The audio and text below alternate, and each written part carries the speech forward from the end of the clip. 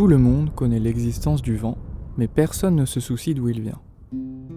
C'est vrai, on lui doit beaucoup de choses, comme les catamarans ou les montgolfières. On l'entend frapper nos volets de fenêtres, les nuits de tempête. On le sent chanter ses airs dans nos oreilles ou caresser notre visage. Mais on ne se pose jamais la question de sa provenance.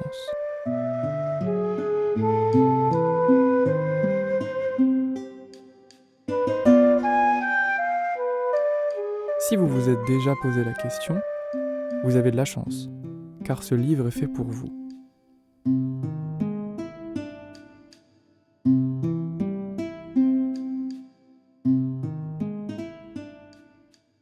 Au carrefour de toutes les déambulations de l'air, du Mistral, du Sirocco, des vents chauds et froids, des bourrasques colériques ou des bises d'été, il y avait le moulin à vent d'Ambroise.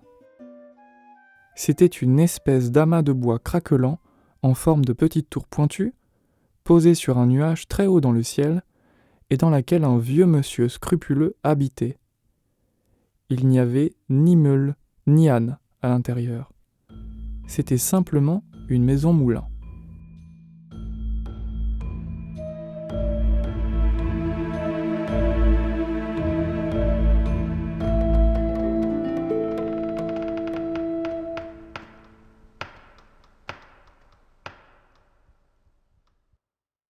Il n'y en avait pas d'autre non plus.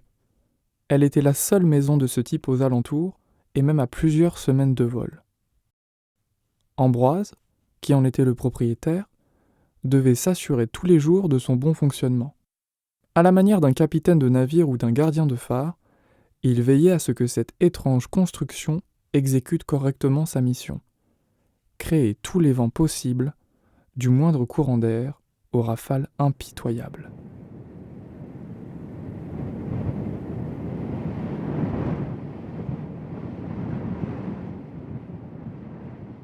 Ou comme il le disait lui-même, il était chargé de maintenir une satanée bricole fabriquée par un ignorant reconverti, ne sachant pas visser 3 boulons.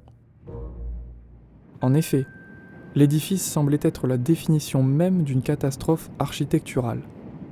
C'était un grand cylindre de bois, au toit conique, dont on entendait les planches grincer et craquer. Sur la flèche, tout en haut, des dizaines de girouettes métalliques affolées paraissaient indiquer la direction de chaque vent. La structure générale semblait vouloir s'effondrer. Les fenêtres étaient mal agencées, les tuiles bleues du toit irrégulières et les 5 bras de l'hélice, qui tournaient de manière étrange, étaient complètement asymétriques. On aurait dit qu'une taupe l'avait bâti, ou qu'il s'était bâti tout seul.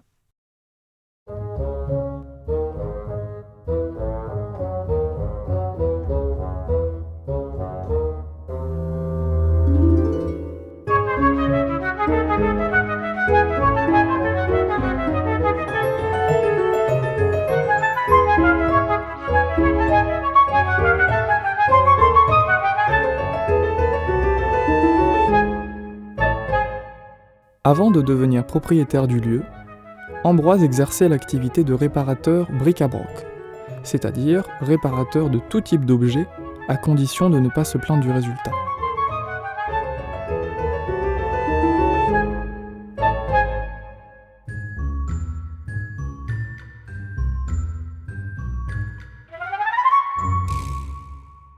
Des gens venus de multiples contrées du monde des nuages venaient pour le rencontrer et profitaient de son savoir-faire.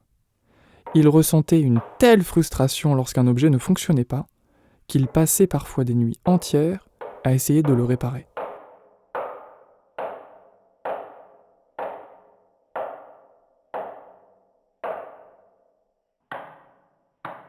Quand ces essais aboutissaient sur un échec, les objets étaient destinés à une nouvelle fonction.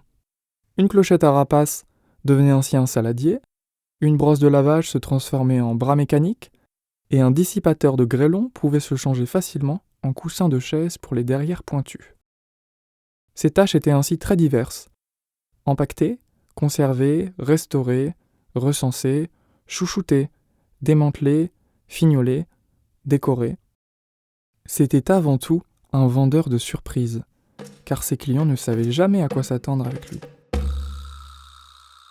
Le vieil homme, qui avait suivi le vent en rentrant d'une balade hors de son atelier, chose que les gens d'en haut faisaient souvent afin d'être guidés jusque chez eux, avait malencontreusement atterri près du moulin. Arrivé à son pied, la porte s'était ouverte et il était entré.